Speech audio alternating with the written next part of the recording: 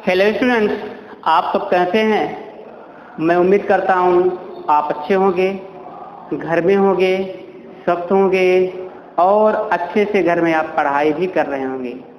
जैसा कि आप जानते हैं, कोविड-19 के कारण ऑनलाइन क्लास आपके लिए व्यवस्था की गई है। यूट्यूब के माध्यम से प्रोवाइड कर रहा हूँ। ये कोविड-19 का केस लगातार बढ़ता जा रहा है। ऐसा लगता है कि स्कूल ओपन ही नहीं होने वाली है। फिर भी हो सकता है 21 तारीख से आपकी स्कूल स्टार्ट हो जाए। तो मैं आपसे उम्मीद करता हूँ आप घर में रहें, अच्छे रहें और स्वस्थ रहें। लॉकडाउन का पालन अवश्य करें, लेकिन वीडियो भी देखें, घर में पढ़ें भी। पेपर तो होना कंपलसरी है। 30% सिलेबस ही कम हो गया है, तो मान के लिए पेपर तो होना है। आप अच्छे से घर में रहकर पढ़ाई कीजिए। आज की वीडियो में हम आपको पढ़ाएंगे रिएक्शन, और उस रिएक्शन का नाम क्या होगा? Sandmeyer reaction. Very important question. Sandmeyer reaction के बारे में बात करते हैं बच्चों। चलिए स्टार्ट करते हैं। जब एनिलीन की क्रिया सोडियम नाइट्रेट या HCl की उपस्थिति में अभिक्रिया कराई जाती है। कुछ रासायनिक अभिक्रिया बच्चों ये ऐसी होती है कि यानी उपस्थिति जरूर होती है, लेकिन उस उपस्थिति से ही अभिक्रिया करके और उत्पाद में परिवर्तित हो जाता है। तो कुछ रासायनिक अभिक्रिया ऐसी होती है, जैसे ये रासायनिक अभिक्रिया है। ये कहा तो नहीं जा रहा है, लेकिन निश्चित रूप से इनकी जो प्रेजेंस होती है उन्हीं से ये रासायनिक अभिक्रिया कर लेते हैं और डाइओजोनियम लवण बना देते हैं। फिर कोई लवण आएगा, क्यूप्रस लवण के साथ पुनः अभिक्रिया कराते हैं, तो उसे या तो क्लोरोबेंजीन या तो ब्रोमोबेंजीन बनेगा। चलिए देखते हैं क्या है। C6H5NH2 रासायनिक अभिक्रिया करते हैं, इसके बाद फिर इसकी डिफिनेशन लिखते हैं। C6H5NH2, इसका नाम क्या है बच्चों? ये आपका एनिलीन है। एनिलीन या प्राथमिक एमीन। सोडियम नाइट्रेट या HCl। सोडियम नाइट्रेट का मतलब यानी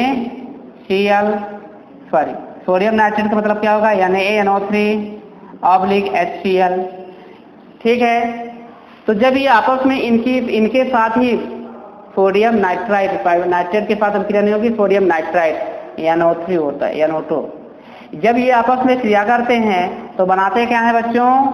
C6H5N2Cl। मतलब इसका नाम है डाइओजोनियम लवण। C6H5N2Cl क्या बोलते हैं? डाइओजोनियम लवण। क्यूप्रस लवण CuCl या HCl के साथ पुनः इसको गर्म किया जाएगा। क्यूप्रस लवण यानी CuCl/HCl के उपस्थिति में यानी के साथ पुनः अभिक्रिया की जाएगी। तो जैसे ही अभिक्रिया कराते हैं तो क्या बन जाता है बच्चों? C6H5Cl बन जाता है। क्या हो जाएगा? C6H5Cl बन जाता है और N2 आपका क्या होगा? बाहर निकल जाएगा। बाहर का मतलब N2 ये अलग हो जाएगा, यानी C6H5Cl बन जाएगा क्लोरोबेंजीन और N2 आपका बाहर हो गया। तो हुआ कैसे है थोड़ा समझने की कोशिश कीजिए। ये आपका एनिलीन है। क्या है? एनिलीन। ये है आपका बेंजीन डाइओजोनियम क्लोराइड। बेंजीन डाइओजोनियम लवण या क्लोराइड, इसको क्या बोलेंगे? क्लोरोबेंजीन। इसको क्या बोलते हैं बच्चों? Sodium nitrite.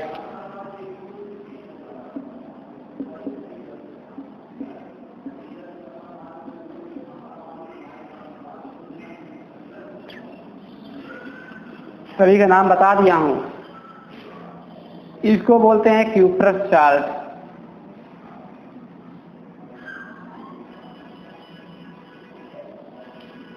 हाइड्रोक्लोरिक एसिड तो जानते ही हैं, लिख देता हूं।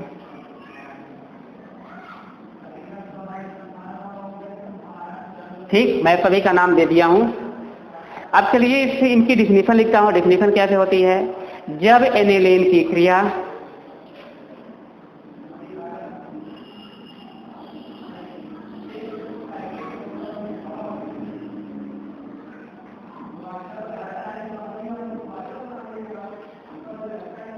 जब एनिलीन की क्रिया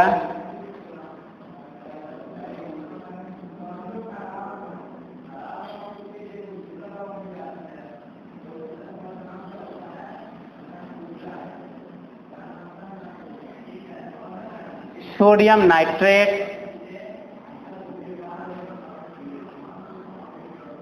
सोडियम नाइट्राइड,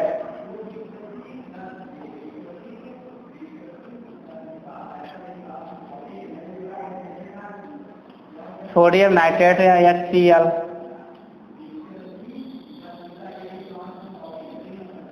सोडियम नाइट्राइड और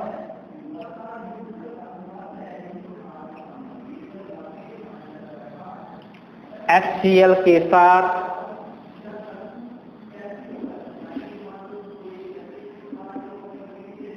अभिक्रिया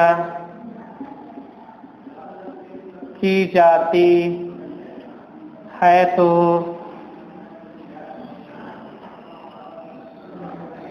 जब की जाती है तो क्या बनता है बच्चों? डाईएजोनियम लवण बनता है।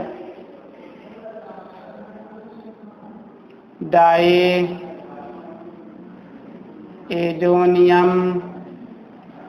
लवण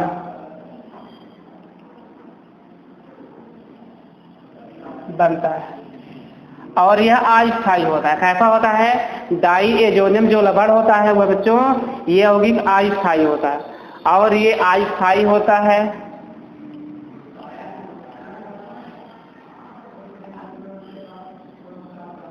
और यह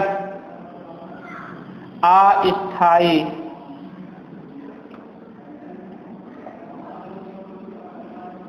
इसे पुनः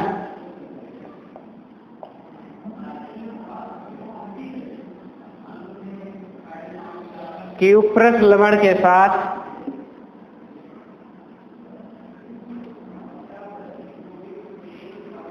क्यूप्रस लवण में क्या होता है? क्यूप्रस लवण और संगत हैलोजन अम्ल की उपस्थिति में क्यूप्रस लवण और संगत हैलोजन अम्ल का मतलब होगा HCl की उपस्थिति में अभिक्रिया कराई जाती है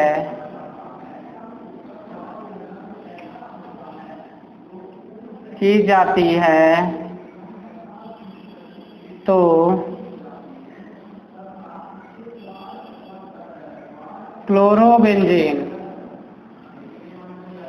क्लोरोबेंजीन बनता है। सैंडमेयर अभिक्रिया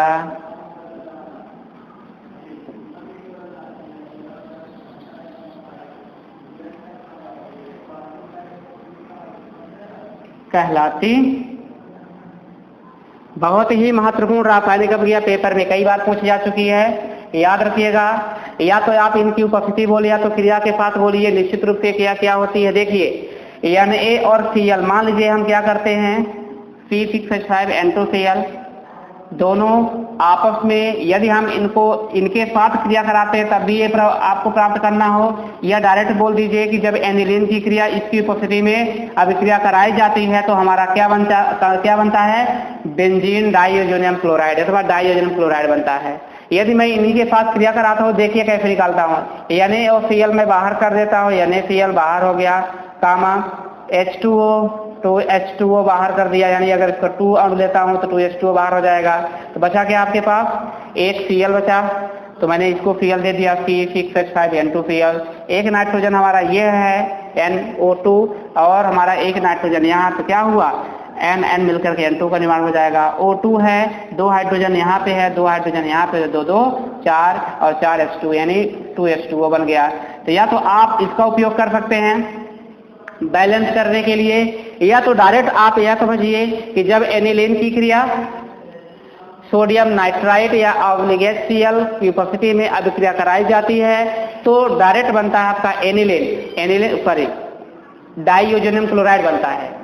क्या बनता है? डाईएजोनियम क्लोराइड बनता है। डाईएजोनियम क्लोराइड को क्यूप्रस लवण और संगत हैलोजन अम्ल, संगत हैलोजन अम्ल का मतलब क्या होगा? HCl की उपस्थिति में अभिक्रिया पुनः कराई अभिक्रिया करते हैं तो उस स्थिति में क्या होता है? C6H5Cl अलग हो जाएगा और N2 अलग हो जाएगा और इस प्रकार की अभिक्रिया को क्या बोलते हैं? चैंड-मेयर रिएक्शन। इसकी डिफिनेशन आप ऐसा भी लिख सकते हैं, एरोमेटिक प्राथमिक एमीन पर नाइट्रस अम्ल की 0 डिग्री सेंटीग्रेड पर अभिक्रिया कर, यानी नाइट्रस अम्ल पर 0 डिग्री सेंटीग्रेड पर अभिक्रिया कराई जाती है तो डाईएजोनियम लवण बनता है और यह अस्थायी होता है तथा क्यूप्रस लवण और उसके संगत हैलोजन अम्ल की उपस्थिति में अभिक्रिया कराई जाती है तो बनता है हैलो एरीन और इस प्रकार की अभिक्रिया को क्या बोलते हैं? चैंड-मेयर रिएक्शन। आप यदि इससे संबंधित यदि डिफिनेशन आपको कठिन लगती है, डिफिकल्ट लगती है तो उसके लिए आप क्या करते हैं कि जब एनिलीन का मतलब क्या होगा? एरोमेटिक प्राथमिक एमीन, सोडियम नाइट्राइड या नाइट्रस अम्ल की उपस्थिति में, क्या नाइट्रस अम्ल की उपस्थिति में अभिक्रिया की जाती है तो डाईएजोनियम लवण बनता है। क्या बनता है? डाईएजोनियम लवण बनता है और यह अस्थायी होता है। इसे क्यूप्रस लवण और संगत हैलोजन अम्ल की उपस्थिति में अभिक्रिया कराई पुनः की जाती है तो क्या बनता है बच्चों?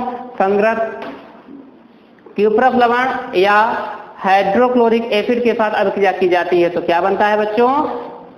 C6H5Cl यानी क्लोरो बेंजीन और नाइट्रोजन आपका अलग हो जाता है। तो इस प्रकार की रासायनिक अभिक्रिया को क्या बोलते हैं? चैंड-मेयर रिएक्शन। इसमें एक रिएक्शन और होती है, अगर इस रिएक्शन को यदि आप और एक रिएक्शन लिखना चाहते तो लिख सकते हैं। सिर्फ अंतर क्या होगा? यहाँ पे क्लोरोबेंजीन बन रहा है, वहां पे ब्रोमोबेंजीन बनेगा। ठीक है बच्चों, यदि हम क्यूप्रस लवण में क्या करेंगे?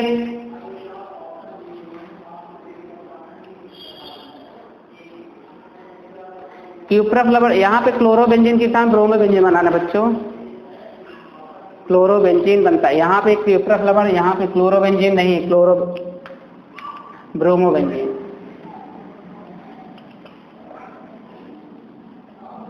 ब्रोमोबेंजीन बनता है और CuCl के स्थान पर CuBr का यूज करेंगे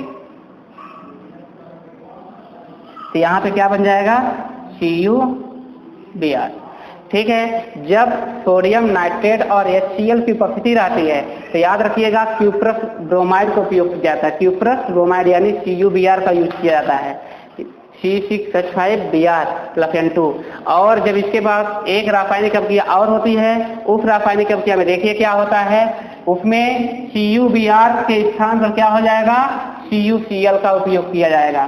चैंड-मेयर रिएक्शन ये भी है। और एक रासायनिक अभिक्रिया मैं आपको और बताने वाला हूँ, देखिए कैसे होता है। इसमें C6H5NH2 plus CaNO2, C6H5NH2 CaNO2 oblique HCl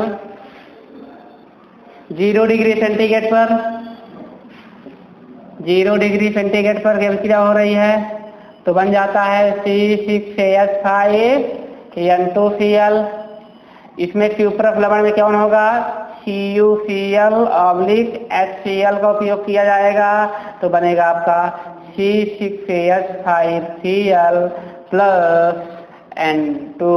देख लीजिए यहाँ पे ब्रोमो बेंजीन का उपयोग बना हुआ है, इसको बोलते हैं ब्रोमो बेंजीन। ये आपका हो जाएगा क्लोरो बेंजीन। ठीक है बच्चों, ये आपका diazonium chloride benzene diazonium chloride aniline. ठीक है, डायरेक्ट लिख सकते हैं कि एरोमेटिक प्राथमिक एमीन को नाइट्रस अम्ल की उपस्थिति में 0 डिग्री सेंटीग्रेड पर ताप पर अभिक्रिया कराई जाती है तो C6H5N2Cl यानी बेंजीन डाइएजोनियम क्लोराइड बनता है। और इसे पुनः क्यूप्रस लवण के साथ अभिक्रिया की जाती है तो क्यूप्रस लवण के साथ साथ संगत अम्ल भी बताएंगे, संगत हैलोजन अम्ल के साथ अभिक्रिया की जाती है तो क्लोरोबेंजीन बनता है और नाइट्रोजन मॉलिक्यूल अलग हो जाता है। तो इस प्रकार की अभिक्रिया को सैंडमेयर रिएक्शन कहा जाता है। ठीक बच्चों, बन जाएगी। चलिए बहुत अच्छा, ये आपकी बहुत ही रासायनिक अभिक्रिया, बहुत महत्वपूर्ण रासायनिक अभिक्रिया है, पेपर में कई बार पूछी जा चुकी है तो आप इसको अच्छे से बच्चों पढ़ लेंगे। ठीक है, चलिए नेक्स्ट रासायनिक अभिक्रिया होती है, नेक्स्ट रासायनिक अभिक्रिया आपकी है हुम्फ्डीकर। हुम्फ्डीकर का मतलब देखिए क्या होता है। हुम्फ्डीकर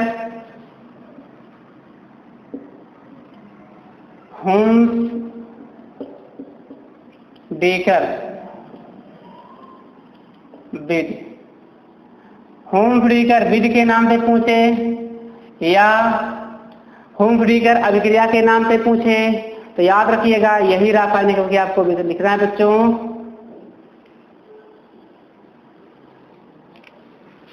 हुम्फ्डीकर के नाम पे पूछा जाएगा, चाहे मेथड पूछे चाहे रिएक्शन पूछे तो आपको इसी प्रकार से लिखना है हुम्फ्डीकर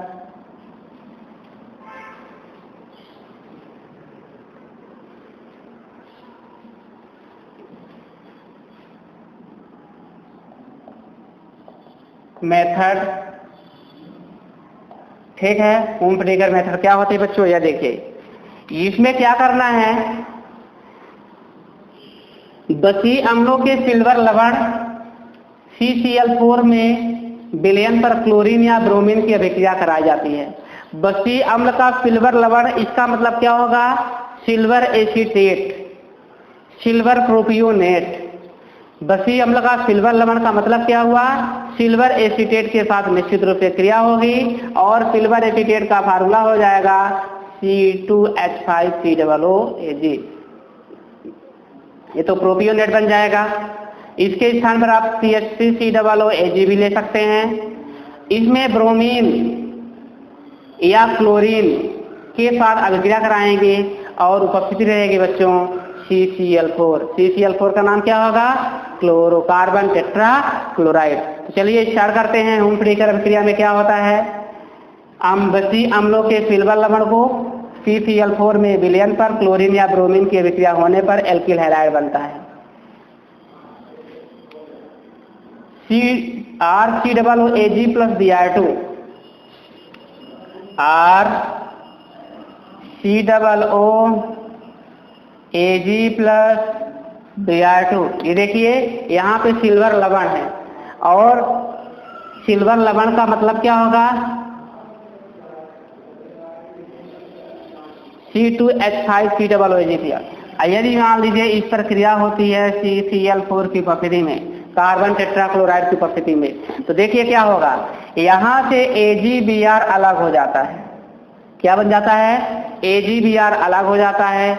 एक ही आपका R लगा हुआ है और एक Br और बच रहा है अभी, तो क्या बन जाएगा, एक AgBr निकल जाता है। तो हम लिख सकते हैं बच्चों, चलिए सिल्वर लवण लिखते हैं तो आपका हो जाएगा RH बनेगा। क्या होगा, RH एल्किल हैलाइड प्लस क्या निकला, RBr AgBr निकल गया तो ये भी जो हो गया AgBr प्लस और क्या निकल रहा है, CO2। ये रासायनिक अभिक्रिया हो गई।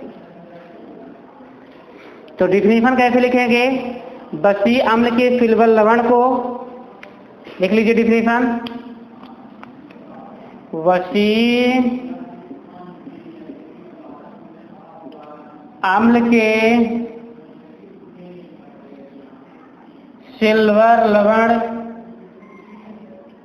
बसी अम्ल के सिल्वर लवण को कार्बन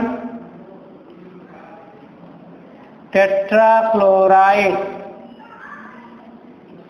कार्बन टेट्राक्लोराइड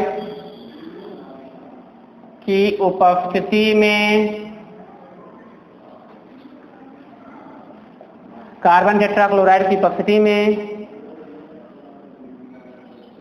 क्लोरीन या ब्रोमीन के साथ, किसके किसके साथ, क्लोरीन या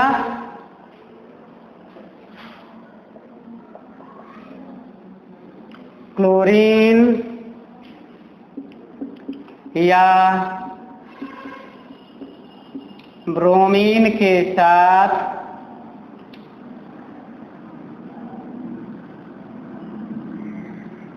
अभिक्रिया की जाती है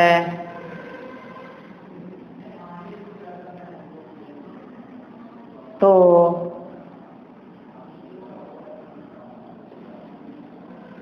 एल्किल हैलाइड बनता है।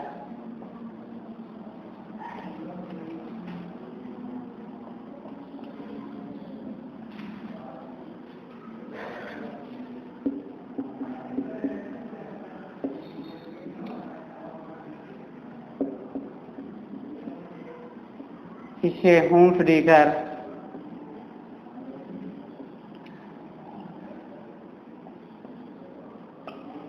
विधि कहते हैं।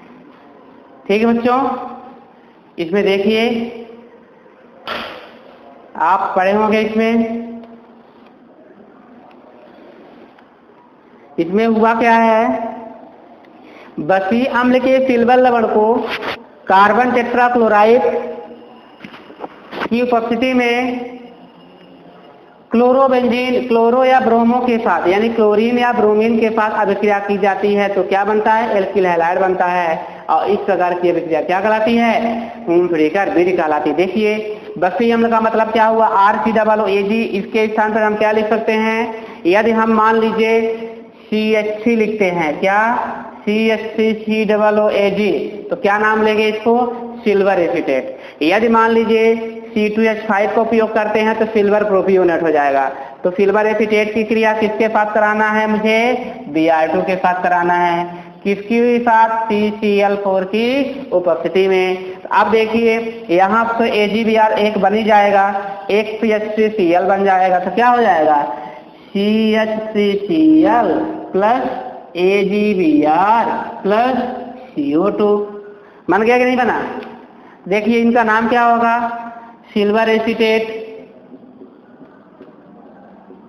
सिल्वर एसीटेट, ब्रोमीन तो जानते हैं, methyl chloride, silver bromide,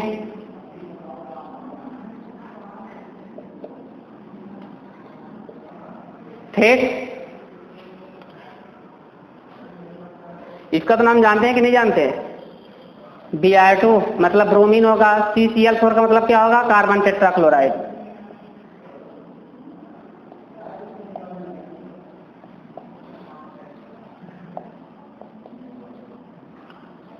carbon dioxide CO2 को बोलते हैं कार्बन डाइऑक्साइड, बन जाएगी रासायनिक अभिक्रिया। यदि मान लीजिए एक बार और अगर करना चाहते हैं आप तो C2H5COOAG प्लस Br2 CCl4, तो C2H5Cl, Cl क्यों गलत है, यहां Br की क्रिया करा रहे हैं, Br यहाँ पे X हो जाएगा, Br यहाँ पे भी होगा। यहाँ पे आप Br की क्रिया करा रहे हैं तो Cl क्यों लिख रहे हैं, Cl यहाँ पे नहीं होगा, सिर्फ Br होगा। यानी यदि आप क्लोरीन के साथ क्रिया कराते हैं तो क्लोरीन लिखना है, ब्रोमीन के साथ क्रिया कराते हैं तो ब्रोमीन लिखना है। यहाँ पे Br के साथ क्या हो तो Br ही रहेगा। ठीक है बच्चों, याद रखिएगा, Br हो जाएगा प्लस AgBr हो जाएगा प्लस CO2 हो जाएगा। ठीक है, थोड़ा ध्यान नहीं दिया था, याद रखिएगा बच्चों। यदि मैं Br2 के साथ अभिक्रिया कराऊंगा तो Br ही लिखेंगे, ठीक है, RBr हो जाएगा। इसके बाद यदि मान लीजिए Cl के साथ अभिक्रिया करते हैं तो मेथिल क्लोराइड के साथ मेथिल ब्रोमाइड यहाँ पे लिखना है।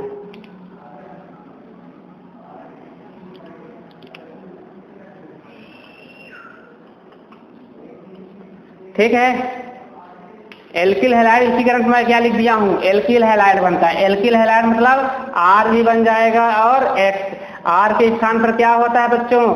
आर का स्थान मतलब देखिए कैसे होता है, R equal to methyl CH3 C2H5 C3H7 etc और आगे बढ़ता जाएगा। एक्स का मतलब क्या होगा? Chlorine bromine iodine. यानी आप कुछ यानी इनमें से किसी का भी यूज कर सकते हैं। तो ये आपकी क्या है? होम फ्रीकर रासायनिक अभिक्रिया है। पहली रासायनिक अभिक्रिया हमारी क्या थी? स्टैंडमेयर रिएक्शन। दूसरी रासायनिक अभिक्रिया हमारी क्या हो गई? Home Fricker reaction. तो आप इसको अच्छे से पढ़ेंगे, समझेंगे और निश्चित रूप से क्या करना है, इस रासायनिक अभिक्रिया को आपको तोड़ तोड़ के समझना है। यानी कि क्या है, किसी भी आप जब तक आप बेसिक नहीं पढ़ पाएंगे, बेसिक के लिए आपको प्रॉब्लम होगी। तो आपको देखिए मैं क्या बता रहा हूँ, CH3COOAG, CH3COO को क्या बोलते हैं? एसीटेट। Ag लगा दिया तो सिल्वर एसीटेट। तो सिल्वर एसीटेट की क्रिया किसके साथ करा दिया मैंने? ब्रोमीन के साथ। CCl4 का नाम होगा कार्बन टेट्राक्लोराइड। तो बन क्या गया? CH3Br AgBr + CO2। तो इस प्रकार के रासायनिक अभिक्रिया क्या होती हैं? क्या है इस प्रकार की रासायनिक अभिक्रिया? होम फ्रीकर है। ठीक है। प्रॉब्लम सिर्फ कहाँ होती है? फार्मूला में। फार्मूला के लिए थोड़ा देखिए, मैं आपको एक लॉजिक बताता हूँ, उस लॉजिक के माध्यम से इसमें देखिएगा सिर्फ 2 मिनट। इसके बाद हम आपकी क्लास लेंगे बेसिक की एक दिन। ठीक है। देखिए मान के चलिए मेरे पास क्या लिखा है? CH3COOAG। तो हम क्या बोल दिए? Ag को बोलते हैं सिल्वर, तो सिल्वर एसीटेट बोल दिया। यदि मैं Ag के स्थान पर क्या लगा दूं? CH3 लगा दूंगा तो क्या बन जाएगा? देखिए CH3COO CH3, इसका नाम क्या हो जाएगा? Methyl acetate. अब मान लीजिए इसके स्थान पे हम क्या लगा दें? यानी तो क्या नाम हो जाएगा? Sodium acetate. इसके स्थान पर क्या लगा देंगे? के, क्या नाम हो जाएगा? Potassium acetate. और आपका ये लगातार चलता जाएगा। ठीक है। इसको जब तोड़ते हैं तो 2 भाग हो जाता है, CH3COO यानी CH3COO के, CH3COOAG। देख लीजिए CH3COOH। क्या हो रहा है? ये सब आपका नाम आगे बढ़ता जा रहा है। इसको हम क्या बोलेंगे? Silver acetate. CH3 लगा है मेथिल एसीटेट, सोडियम लगा है सोडियम एसीटेट, के लगा है पोटेशियम एसीटेट, Ag लगा है सिल्वर एसीटेट, H लगा हुआ है एसिटिक एसिड।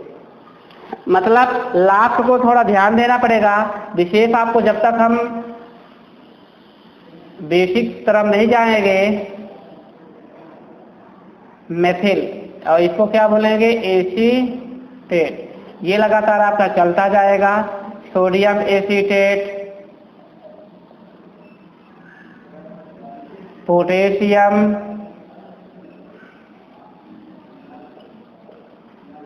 सिल्वर तो आप लिख लिए हैं, एसीटेट, एसिटिक एसिड है ये।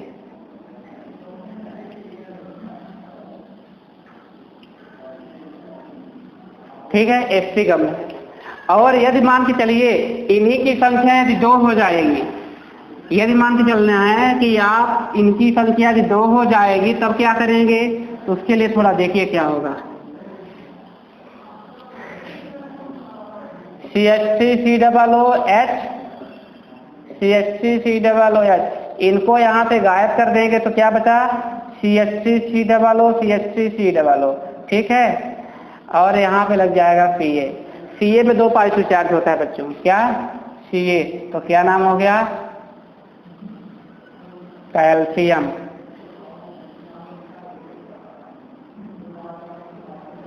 Calcium acetate. ठीक है। इसके स्थान पर हम क्या लिख देंगे? मान लीजिए मैग्नीशियम लिखते हैं तो मैग्नीशियम एसीटेट, ये आपका वही रहेगा। और यदि मान के चलिए क्या लिखते हैं? Zn, तो जिंक एसीटेट।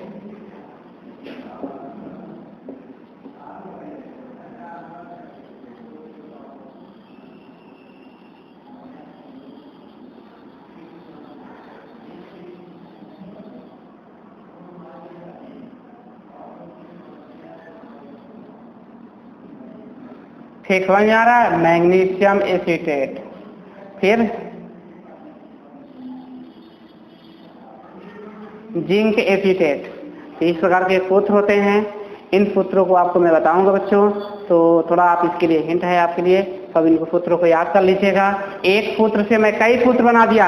आपको एसिटिक एसिड याद करवाया था या सिल्वर एसीटेट, यहाँ तक तो आप कितने 1 2 3 जितना आप ऐड करते जाएंगे वही आपका सूत्र बढ़ता चला जाएगा। एक सूत्र से हम आपको 10 सूत्र बता सकते हैं, 15 सूत्र बता सकते हैं बच्चों। सिर्फ आप क्या करना है, मेरी क्लास देखते रहिएगा। हमेशा आप इसको पढ़ें, 1 बार देखिए, 2 बार देखिए, 3 बार देखिए, जब तक आपके समझ में आए तब तक देखिए। और मैं आपको उम्मीद करता हूं कि आप अच्छे इसको देखते रहिएगा और अच्छे से पढ़िए और अपना कंपटीशन एग्जाम निकालिए। ओके बच्चों, तो कैसा है ये वीडियो? आपको इसमें 2-3 रासायनिक अभिक्रिया के बारे में बताया। इसको आप अच्छे से समझें, पढ़ें और अपने मित्रों को भी सेंड कीजिए यदि आपको अच्छा लगे तो। Okay, good day.